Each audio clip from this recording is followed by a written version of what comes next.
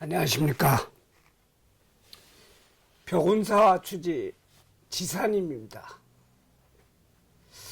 금년 경자년 코로나 사태에서도 큰일 없이 그럭저럭 지내왔다면 이 또한 부처님의 가피로 생각을 하십시오. 정말 돌림병의 위력은 겪어보지 못한 경제난과 사람과 사람 사이의 거리두기에 지친 한 해였습니다. 거리는 멀어도 마음만은 가까이 하자는 캠페인이 있지만 한편으로는 몸이 멀어지면 자연히 마음도 멀어지기 때문에 조금만 더 우리가 견디면 수개월 내에 다시 회복되는 날이 옵니다. 작년에 동지기도 이렇게 해야 돈 들어오고 질병 사라진다라는 영상을 올린 적이 있습니다. 많은 성원이 있었습니다. 사찰 동지기도와 동지의 내력에 대한 이야기는 이 영상을 보셔서 참고가 충분히 될 것입니다. 하지만 올해는 조금 특별합니다. 이 겨울을 잘 넘겨야 하는 코로나에 대한 명제가 대두되므로 건강을 잃지 않고 역병에도 전염되지 않아 돈도 명예도 물거품이 되지 않으며 내년 신축년 3, 4월부터는 희망찬 한 해를 이어갈 수 있을 것입니다. 그러기 위해서는 올해 동지기도는 아주 특별하고 확실한 동지기도법을 제가 소개하려고 합니다.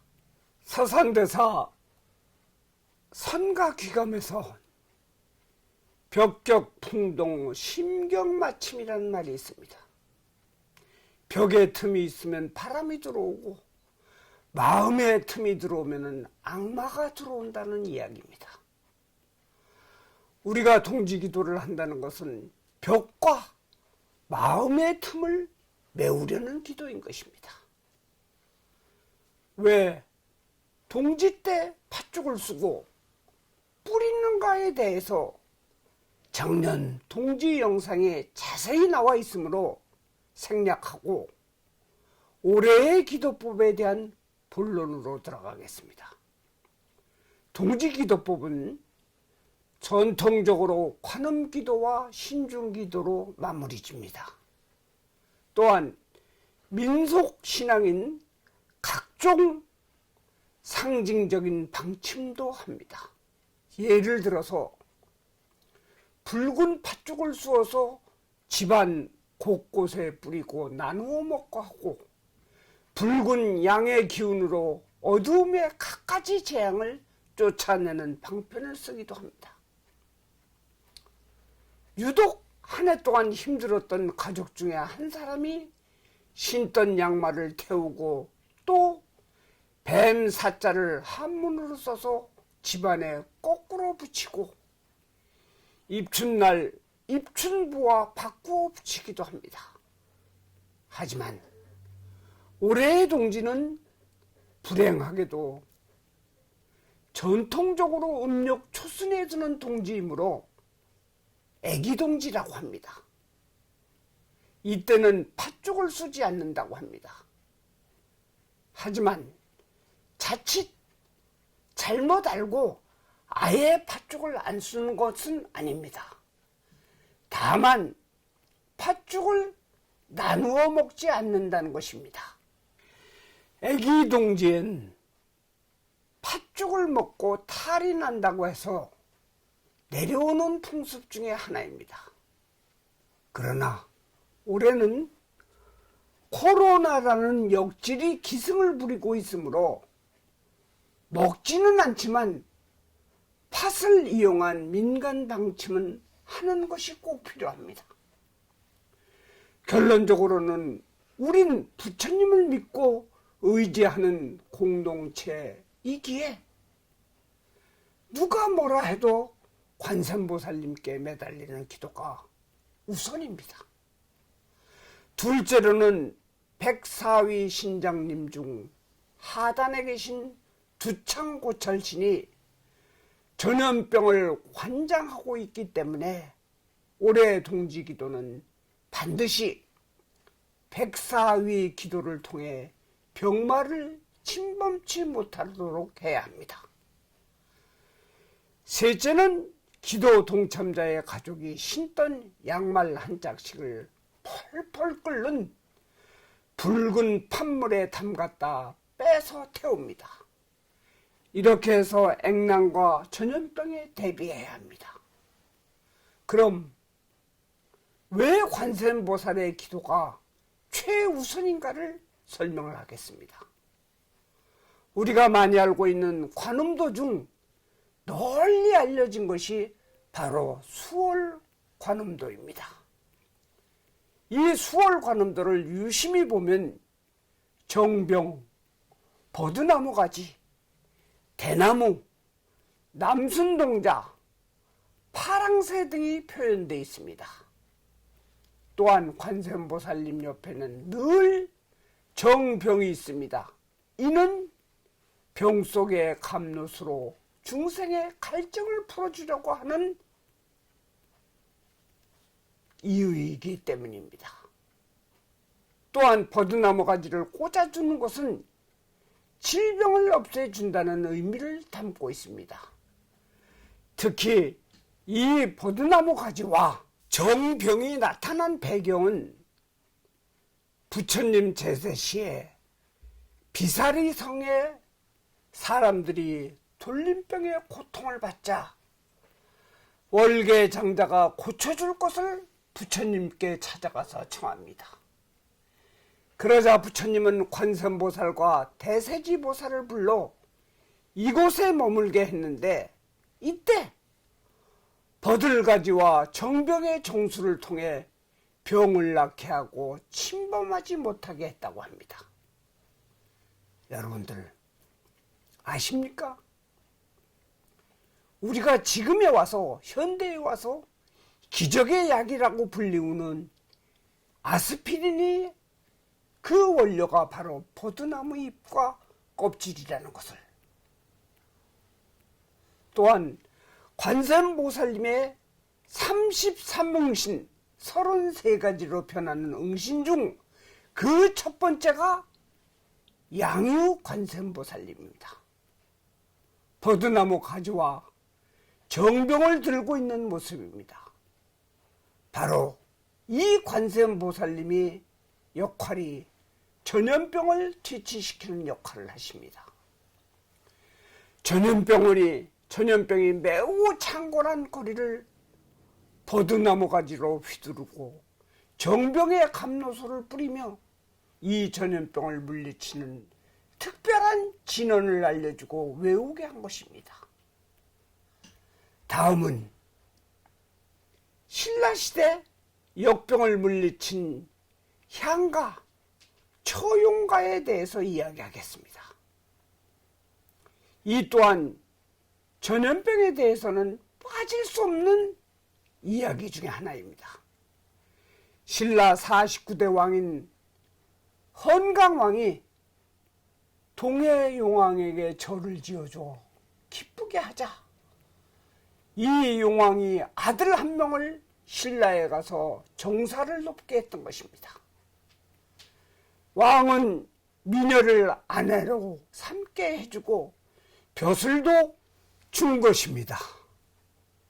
그러던 중 신라의 돌림병이 심할 때 이 역질 귀신이 처형의 부인의 아름다움에 반해 사람의 모습으로 변신하여 밤에 몰래 가서 한 이불 속에서 같이 잔 것입니다.